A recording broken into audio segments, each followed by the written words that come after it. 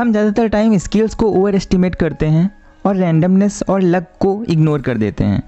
But ऐसा ज़रूरी नहीं कि अगर आप बेस्ट हैं तो आप हमेशा बेस्ट रिजल्ट ही पाएंगे, और अगर आप एक स्किल्ड पर्सन हैं तो आप कभी फेल ही नहीं होंगे।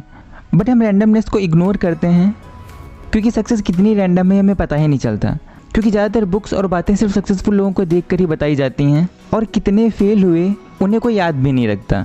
एग्जाम्पल के लिए मान लेते हैं कोई किसी पे गन फायर करके डिसाइड करता है कि कौन सक्सेसफुल होगा, और 100 में से सिर्फ 10 लोग ही उस बुलेट से बच पाते हैं। अगर हम सिर्फ उन 10 सक्सेसफुल लोगों को देखेंगे तो हमें पता नहीं चलेगा कि ये इवेंट कितना रैंडम था।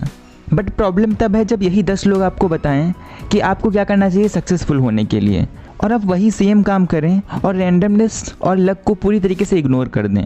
इसलिए आपको किसी की भी एडवाइस ब्लाइंडली फॉलो नहीं करनी चाहिए। जरूरी नहीं जो काम करके एक पर्सन सक्सेसफुल हुआ है वही सेम काम करके दूसरा पर्सन भी सक्सेसफुल रहे, क्योंकि टाइमिंग, प्लेस और लक ये सब भी बहुत ज़्यादा इंपॉर्टेंस रखते हैं।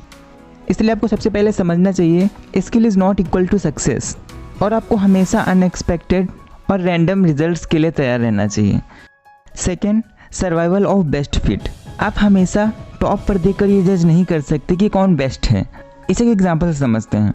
मान लेते हैं 100% पार्टिसिपेट करते हैं किसी रेस में, और जो पर्सन फर्स्ट आता है वो सेकंड पर्सन से सिर्फ 1 सेकंड फास्ट था, तो बहुत से चांसेस हैं ऐसा सिर्फ रैंडमली और बाई लक हुआ हो। अगर हम माइक्रोसॉफ्ट को देखें तो ज़्यादातर लोग इसे सिर्फ इसलिए यूज़ कर रहे हैं क्योंकि बाकी सब भी इसे ही यूज़ कर रहे हैं, वरना विंडोज़ के ऑपरेटिंग सिस्टम सभी ऑपरेटिंग सिस्टम से बेस्ट नहीं है।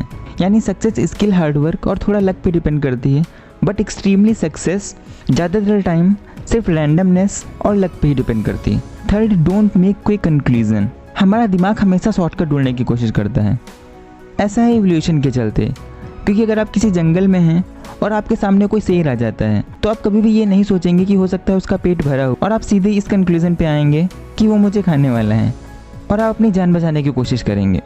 बट हमेशा बिना सोचे समझे किसी आउटकम पे जाना सही नहीं है, इसलिए आप कभी भी प्रोबेबिलिटी को निगलेक्ट ना करें और सभी पॉसिबल आउटकम्स को देखें और सभी के लिए तैयार रहें। फोर्थ, हाइंडसाइट बायस। पास्ट के इवेंट्स हमेशा लेस रैंडम लगते हैं।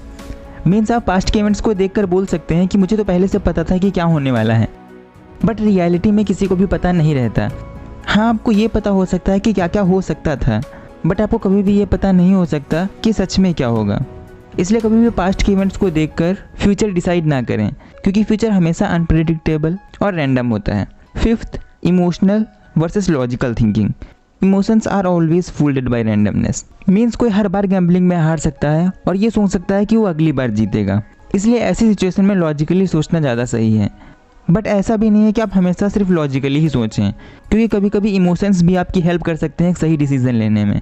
एग्जाम्पल के लिए मान लेते हैं एक डंकी है जो कि इक्वली भूखा और प्यासा है, और घास और पानी उससे दूर इक्वल और अपोजिट डायरेक्शन में रखे हैं। तो अगर वो इस टाइम पर लॉजिकली सोचेगा तो कभी डिसाइड नहीं कर पाएगा कि उसे घास की तरफ जाना चाहिए या पानी की तरफ, और वो भूख और प्यास दोनों से ही मर जाएगा। इसलिए ये क्लियर रखें कि कब आपको लॉजिकली सोचना है और कब emotionally. 6, the black swan. Rare events हमेशा अनएक्सपेक्टेड होते हैं, यानी लोग बोल सकते हैं कि जो पास्ट में कभी नहीं हुआ वो फ्यूचर में भी कभी नहीं होगा, और वो रेयर इवेंट्स को निगलेक्ट कर सकते हैं।